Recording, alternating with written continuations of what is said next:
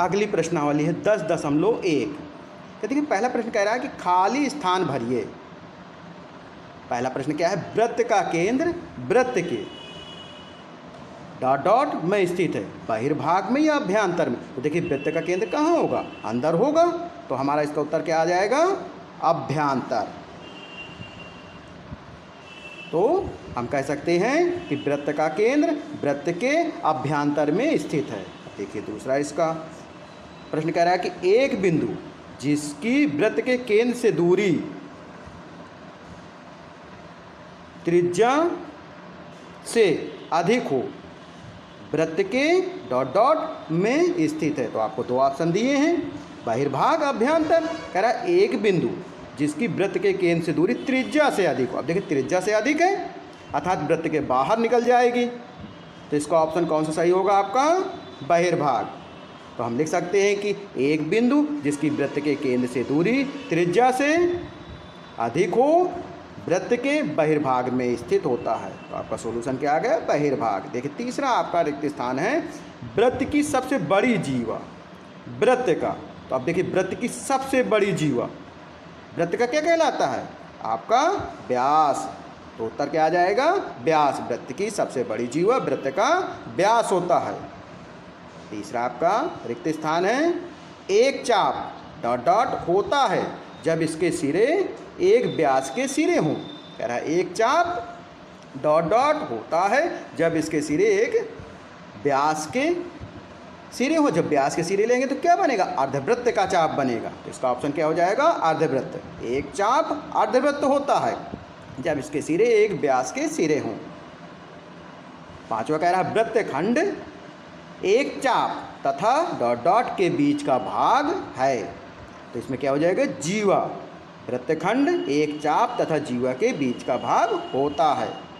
देखिए अगला छठवां कह रहा है कि एक वृत्त जिस तल पर स्थित है उसे डॉट डॉट भागों में विभाजित करता है। एक वृत्त जिस तल पर स्थित है, तो ये आपका क्या हो जाएगा, 3।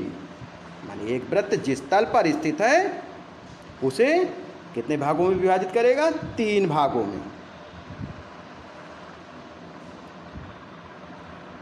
प्रश्नावली का दूसरा प्रश्न कह रहा है लिखिए सत्य या असत्य, अपने उत्तर के कारण दीजिए। तो देखिए हमें सत्य असत्य भी लिखना है और कारण देना। पहला आपका प्रश्न क्या कह रहा है, केंद्र को वृत्त पर किसी बिंदु से मिलाने वाला रेखाखंड, केंद्र को वृत्त पर किसी बिंदु से मिलाने वाला रेखाखंड वृत्त की त्रिज्या होती है। तो ये आपका सत्य होगा, क्योंकि वृत्त के केंद्र तथा परिधि पर स्थित किसी बिंदु के बीच की दूरी को हम क्या कहते हैं, त्रिज्या कहते हैं। तो पहला आपका कथन क्या होगा, सत्य होगा। दूसरा देखिए कह रहा है एक वृत्त में समान लंबाई की परिमित जीवाएं होती हैं। एक वृत्त में समान लंबाई की परिमित जीवाएं होती हैं। तो ये आपका क्या हो जाएगा, असत्य हो जाएगा, क्योंकि एक वृत्त की जीवाएं समान तथा असमान हो सकती हैं। तीसरा देखिए क्या कह रहा है कि यदि एक वृत्त को 3 बराबर चापों में बांट दिया जाए तो प्रत्येक भाग दीर्घ चाप होता है। तो ये भी असत्य हो जाएगा, क्योंकि एक वृत्त को 3 चापों में बांटने पर प्रत्येक भाग बराबर होगा, जिसे दीर्घ या लघु नहीं कह सकते। ठीक है, चौथा ऑप्शन क्या कह रहा है आपका, वृत्त की एक जीवा जिसकी लंबाई त्रिज्या से 2 गुनी हो वृत्त का व्यास है। ये सत्य होगा, क्योंकि वृत्त की एक जीवा ले ली जिसकी लंबाई त्रिज्या से 2 गुनी है, तो वृत्त का, तो ये सत्य है, क्योंकि वृत्त की सबसे बड़ी जीवा वृत्त का व्यास होती है। तथा हम व्यास बराबर क्या जानते हैं, 2 गुणे त्रिज्या, डी बराबर 2 गुणे आर। देखिए पांचवा क्या कह रहा है, त्रिज्या खंड जीवा एवं संगत चाप के बीच का क्षेत्र होता है। त्रिज्या खंड जीवा तथा संगत चाप के बीच का क्षेत्र होता है। यह सत्य है, क्योंकि वृत्त के किसी चाप तथा त्रिज्याओं के बीच के भाग को त्रिज्या खंड कहते हैं। देखिए इसका छठवां कह रहा है कि वृत्त एक समतल आकृति है। ये भी हमारा क्या होगा, सत्य होगा, क्योंकि वृत्त किसी समतल में स्थित उन बिंदुओं का समुच्चय है जो समतल में दिए गए एक स्थिर बिंदु से दी हुई नियत दूरी पर रहते हैं। प्रश्नावली 10.2 तो देखिए इसका पहला प्रश्न क्या कह रहा है कि याद कीजिए कि दो वृत्त सर्वांग होते हैं यदि उनकी त्रिज्याएं बराबर हों। तो देखिए हमें सिद्ध क्या करना है, सिद्ध कीजिए कि सर्वांग वृत्तों की बराबर जीवाएं उनके केंद्रों पर बराबर कोण अंतरित करती है। तो देखिए क्या सिद्ध करना है कि सर्वांग वृत्तों की बराबर जीवाएं उनके केंद्रों पर बराबर कोण अंतरित करती है। तो अर्थात हमें दिए क्या है, देखिए हम इसके चित्र बनाए ले रहे हैं। देखिए हमने दो वृत्त ले लिए, पहले वृत्त में जीवा क्या ली हमने पी क्यू, दूसरे में आर एस ली। त्रिभुज कौन सा है इसमें, ए, पहले वृत्त में ए पी क्यू है, दूसरे में बी आर एस है। अब इसे हम सर्वांग सिद्ध करेंगे। तो सबसे पहले हमें प्रश्न में दिए क्या है हम उसे लिख लें। दिया है क्या, दिए कि दो सर्वांग वृत्त जिनके केंद्र ए और बी हैं तथा जीवा पी क्यू बराबर जीवा आर एस है, ये हमें प्रश्न में दिए हैं। सिद्ध क्या करना है कि देखिए सिद्ध कीजिए कि सर्वांग वृत्तों की बराबर जीवाएं उनके केंद्रों पर बराबर कोण अंतरित करती है। तो देखिए इसके केंद्र पर अर्थात कोण ए कोण बी के बराबर है। अर्थात हमें सिद्ध करना है कोण ए माने कोण ए कोण बी के बराबर है, या इसका पूरा नाम लिखें कोण पी ए क्यू बराबर है कोण आर बी एस। तो देखिए हम इसकी उपपत्ति कर रहे हैं। तो देखिए हमने क्योंकि हमें सर्वांग सिद्ध करना है तो हम ले लेंगे त्रिभुज ए पी क्यू और त्रिभुज बी आर एस में।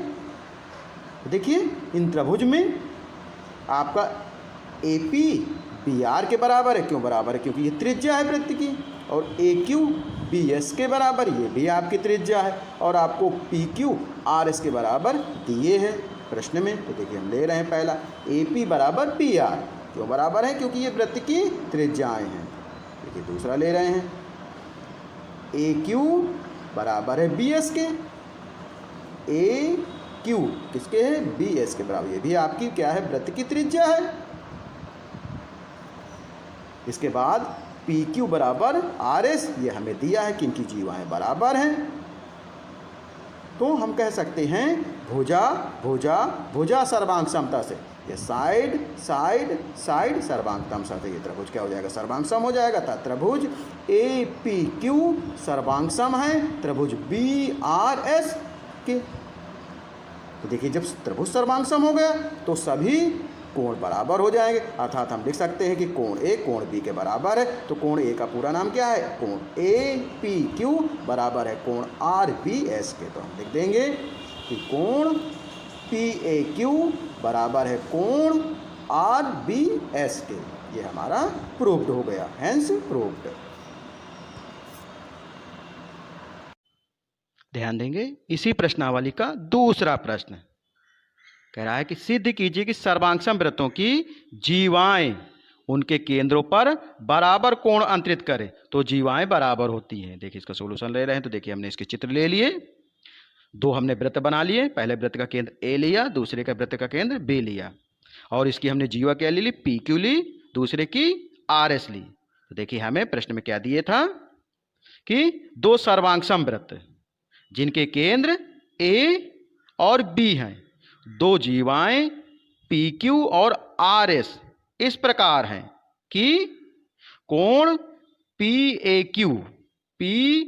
क्यू बराबर है आर बी एस के, या हम इन्हीं को शॉर्टकट में कहें तो कोण ए कोण बी के बराबर है। कोण ए को हम कोण 1 माने ले रहे हैं, कोण बी को 2, तो हम लिख सकते हैं डैट इंप्लाइज डैट कोण 1 बराबर कोण 2। ये हमें प्रश्न में दिए हैं। सिद्ध करना है जीवा पी क्यू बराबर जीवा आर एस, हमें ये सिद्ध करना है। तो देखिए अब इसकी हम उपपत्ति ले रहे हैं।